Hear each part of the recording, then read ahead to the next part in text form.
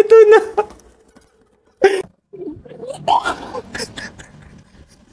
Pasensya na.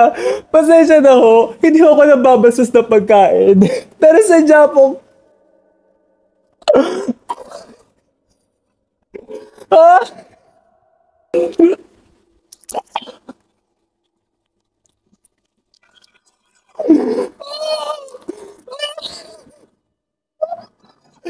Oh, okay.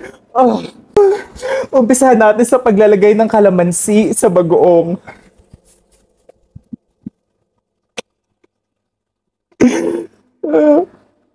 Ang sabi nila, pag ginawa daw ito, matatanggal daw yung lansa ng bagoong isda. So, dadalawahin ko siya.